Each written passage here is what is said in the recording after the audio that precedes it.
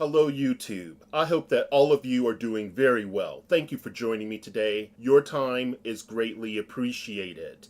Today, I will be addressing a subscriber which presented several questions for my consideration. This will be an addition into the Get Real series where I select not to take responsibility for your reaction to my commentary. Here, self-censoring is forbidden. You are encouraged to leave your respectfully presented dissent, key word respectful. Likewise, I am allowed to offend you, but not from a state of malice or imprudence. Today's edition will not be scripted. I have thought about this intently and think maybe, just maybe, I can muster some thoughts worth your time. The first comment reads, have you heard of the Rupert Murdoch's war on journalism? I am sure you have. It's scary that a guy so rich and powerful is such an obvious racist. It kind of tells you how Murdoch and Fox News have been able to plant seeds of racism in every part of human development, from birth to politics to television to retirement. It's scary how much control he has. Indeed, it is.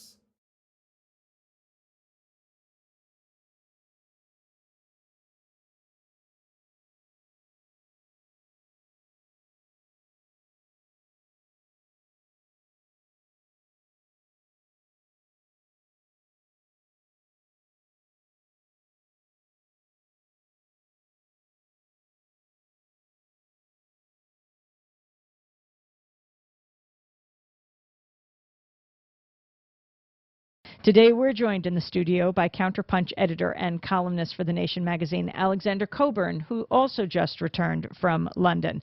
His latest dateline in Counterpunch. The piece begins, quote, "This city is now recovering from the November visit of a global tyrant on whose rampages the sun never sets. His name is not George Bush, but Rupert Murdoch."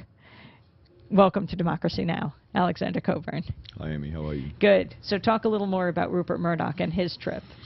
Oh, Murdoch went to, well, of course, he's the most powerful news mogul in the world. He has vast properties in Australia, the United States, Fox, of course, and in Britain, and also in the People's Republic of China, who anytime I look at O'Reilly thundering at people about democracy, just remember that Fox spends a lot of its time licking the boots of the butchers of Tiananmen Square.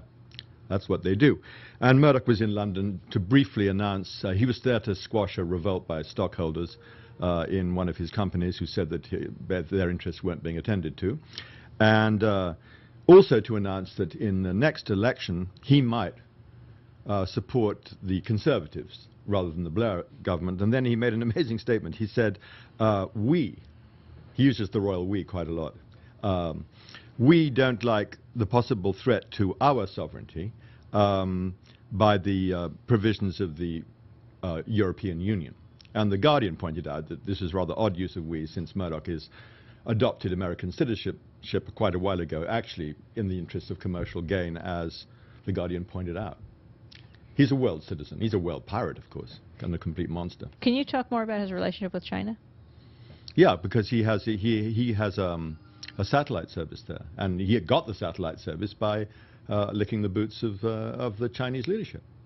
The whole point of Murdoch, as a good new book by Bruce Page, published in the UK, not yet here, I hope it does, is that he essentially offers a service to governments, a sort of privatized propaganda service.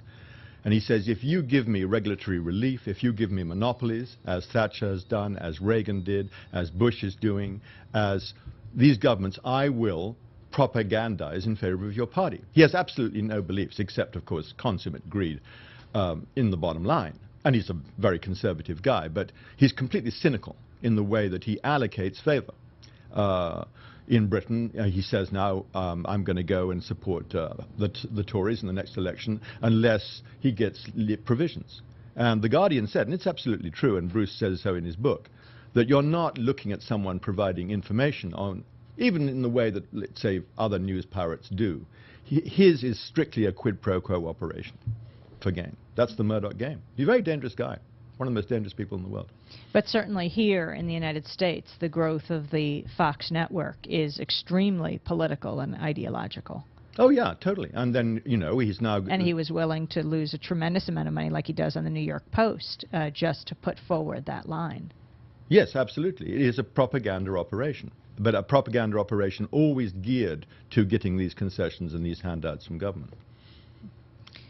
And in England, he controls about half the news media market. In Australia, he's enormously powerful. He has this position in China. So what will Blair do to appease him? Oh, anything he possibly can. I mean, it's absolutely grotesque. I personally think a lot of people, the Murdoch press in England is ghastly, whether it's the Sun or the Times and the whole thing. I think a lot of people really don't care for Murdoch at all, but he has political leaders absolutely petrified. I don't think that if the Labour said to Murdoch in the next election, we don't want your support, I don't think it would do them much damage. And his son's now taking more power? Yeah, he's grooming them to take up the imperial mantle.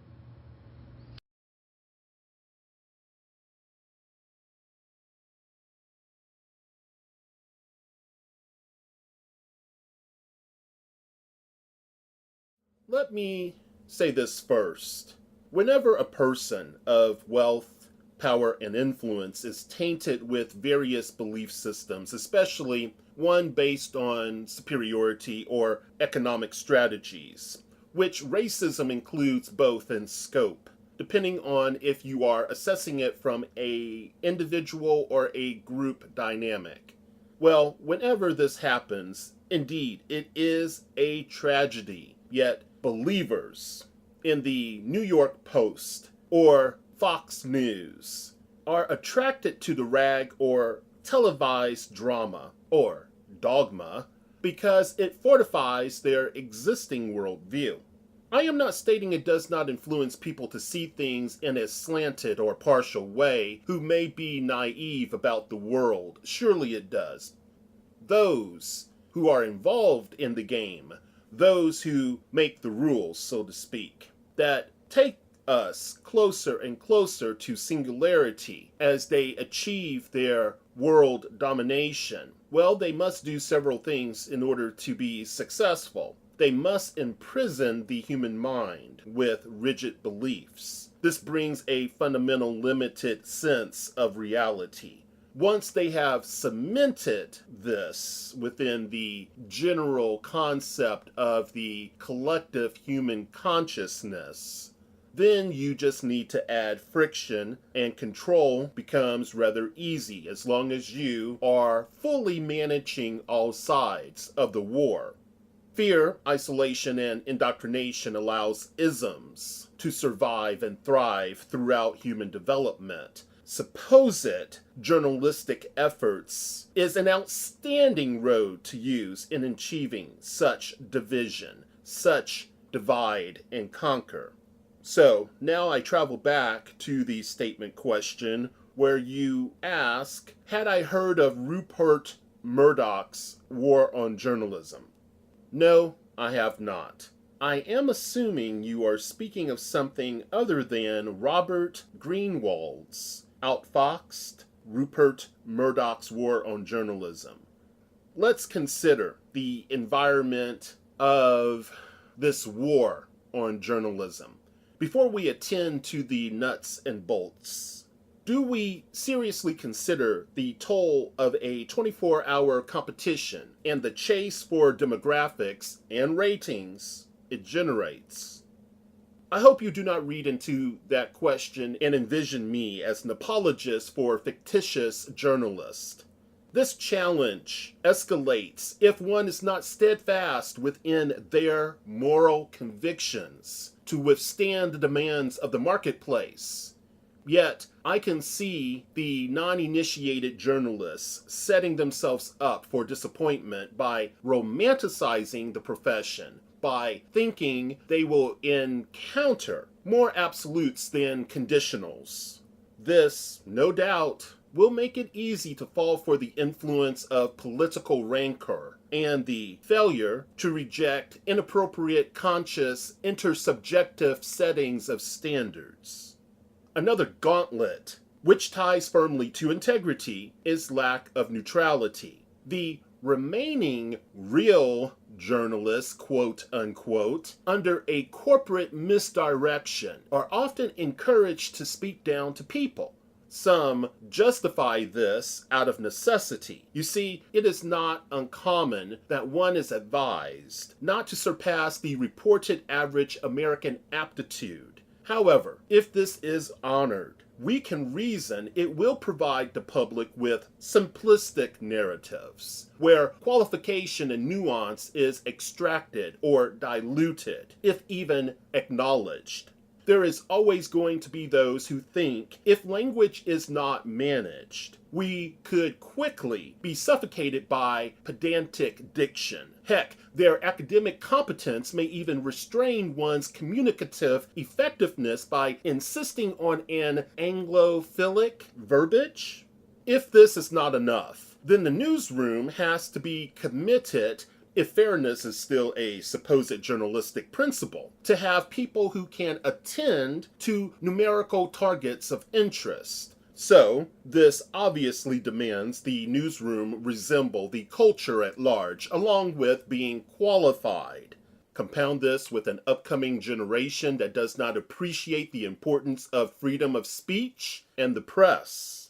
Woe to us, woe to us, if the next wave of influential Americans reason that government should have the open power of restriction. In addition, when this mindset is constructed and fed, we pass our obligation to demand transparency in reporting, accuracy, and determination of credibility to the government.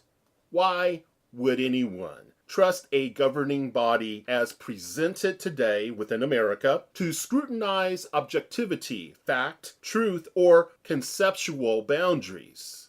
Heck, I would be delighted to see more, what word do I want to use here? To see more sensitivity to tautology or strictness when relating evidence to claims. Maybe this will encourage those in this field to thoughtfully determine how many examples are required to declare formally as true a generalization, a tool that is used often to push various types of isms. Here we have, with all of this said, we have a landscape rife with Gordian knots and a source of predictable trouble. This alone makes it difficult for the common man to expand our worldviews and discern the truth.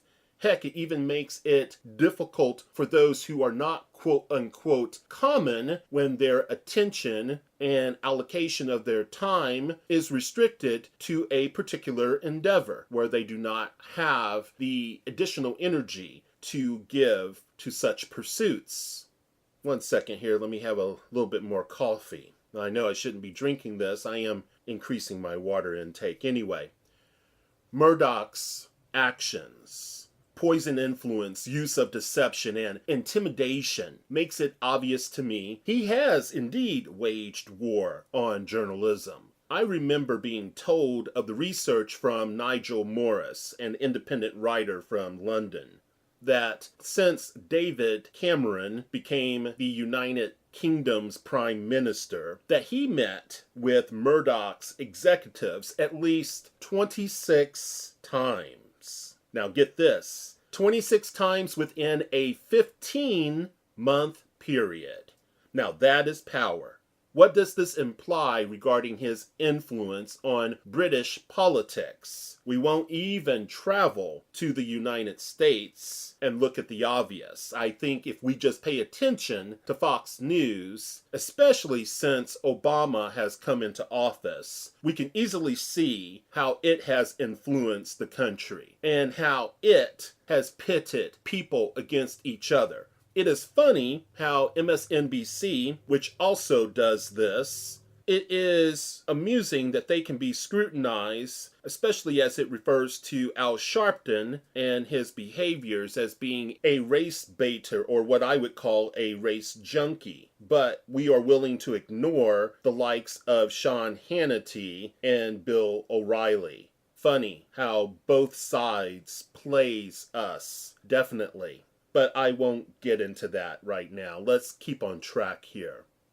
Murdoch is only doing what is expected. If you look at the history of American journalism, approximately 5 years after the advent of television, you would see noticeable declines happening rather quickly regarding the quality of reporting. Granted, the quality of reporting back then was vastly better than what we have now. There is a world's difference that is obvious to that person who selects to look at it closely. To look at the differences closely, that is.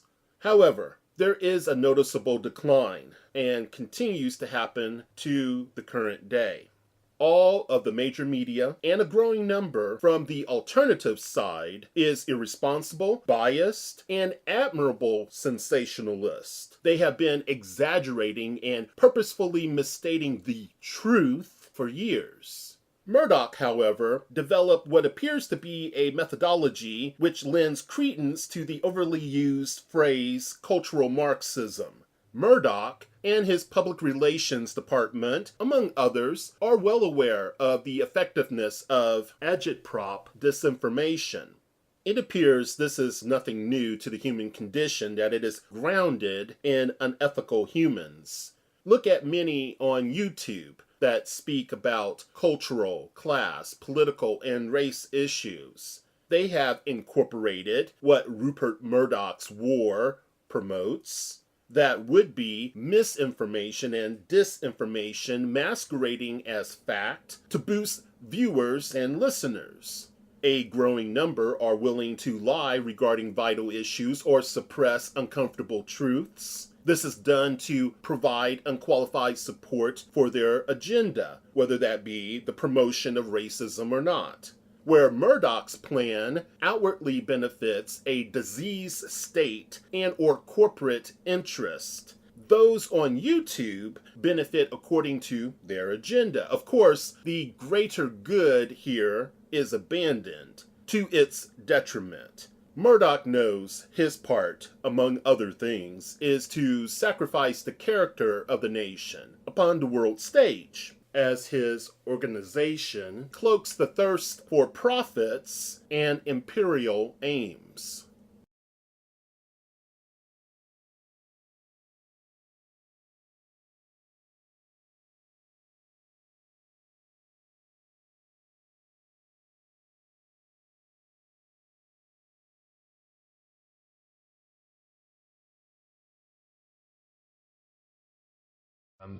We fool ourselves all the time. Wiseman's demonstration about how observant we are, the things that we miss, the changing color of the background, etc. That's a good example. People are like, magicians. And magicians are incredibly, the good ones, precise, almost OCD anal people when it comes to plotting out the movements, whether even just simple hand movements. There needs to be a reason for it. It needs to be done in this particular way. Oh, yeah, you have to do that. Because and it's not so much that they're trying to find a way to fool you. They're trying to find a way to do something where you can fool yourself. Right. To where an action that looks normal, draws no suspicion, and actually does, something. Right. evil. I mean, if you don't have sort of the willing mark, as it were, it's not going to come off. Right. And so first what you have to do is bypass maybe whatever minute latent skepticism that person will have, win their confidence over, but then completely control their attention to such a degree that you can literally do things right in front of their faces and they won't notice it. But the only way you can do that is if they make the choice.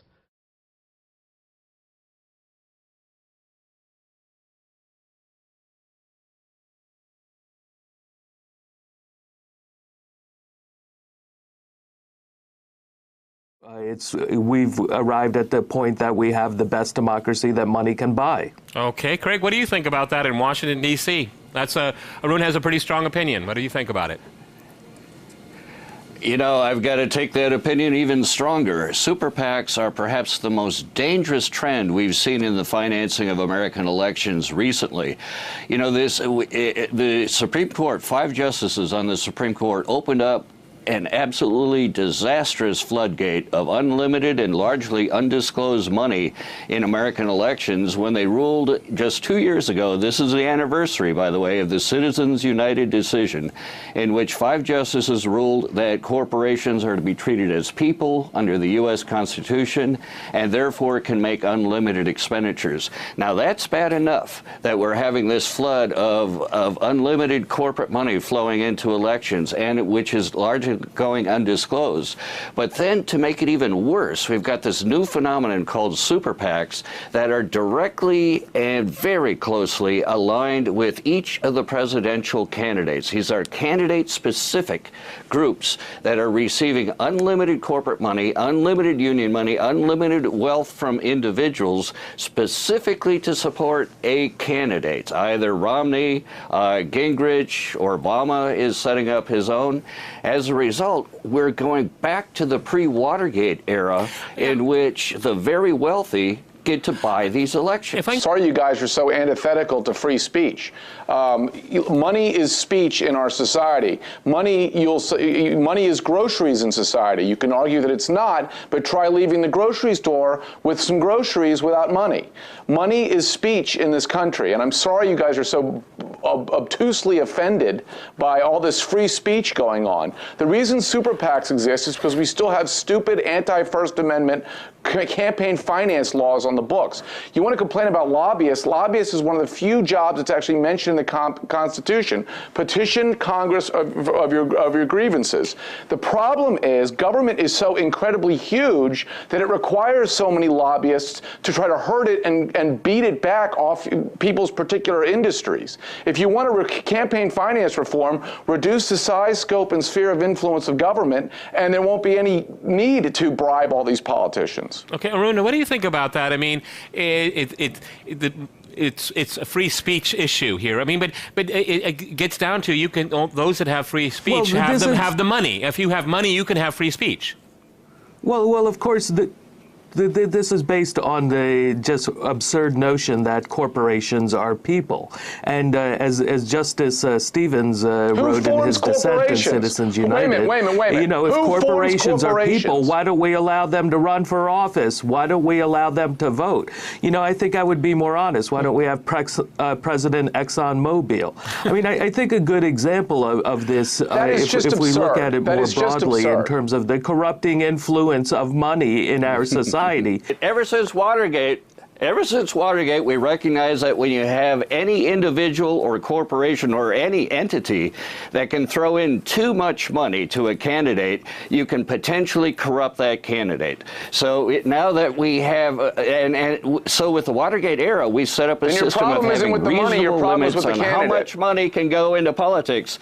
We've lost those reasonable limits, and now groups, corporations, anyone can throw in $5 million, $10 million to support a presidential candidate, specifically that candidate, and that candidate's going to know who feathered his or her bed to get elected president. That is a very, very dangerous precedent. Isn't it true you're at least a little upset that the free market people can now spend as much as the unions always could under these rules? Okay, Seaton, can I ask you a question here? I mean, it's well known, it's common knowledge that most of these super PACs that are supporting candidates, as was just pointed out, they're former staffers from the candidate. There's no Chinese wall there. No, but I mean, that's what they're supposed to be, separate. I don't care but about they're the not wall. Separate. It's an unconstitutional wall. It's an unconstitutional wall. You're telling people how they can spend their money. This is all that to me is an abuse of the First Amendment. Logic that somehow corporations are people.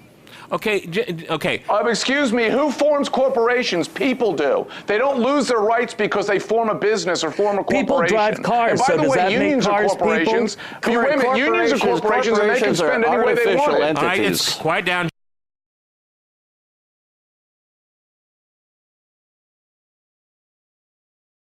Now let's go to your next set of questions.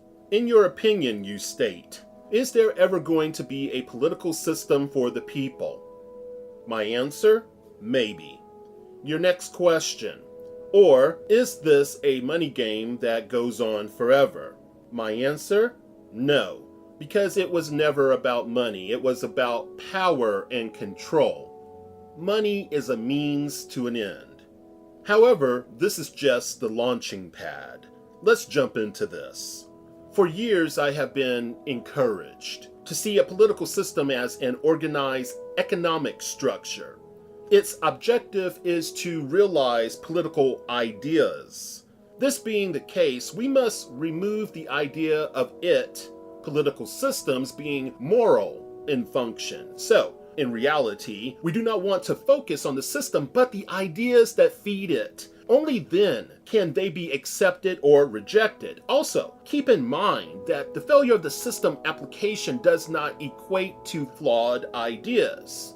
Even if a political system works for the people, it does not mean it is moral. It also can succeed even if it is not moral. Again, we are brought to the ideas and if they are possible to attain and their quality of existence. This process is often confused with its effectiveness for the good of the people. So I suggest the real question of focus should be, is mankind in its current state of maturity able to generate a political idea that is possible, ethical, and what is the empirical base for our categorization of such? When we speak of politics, political ideas or political systems, it can be a very tricky thing. Many times what we get is a regurgitation of preposterous, empty gibberish, spiced with an esoteric, abstract, utopian New Age visions that promote a world filled with useless eaters and other poorly constructed Orwellian speak. Though there is truth in this, it is rarely comprehended for what it is, but hip for some to mention. If we take the occult part temporarily out of the equation, remember, occult only means that which is hidden. We know there is no reason, especially since the technological advances made available since Tesla, among others, that mankind cannot enjoy the resources available absent oppression, slaughter, and famine.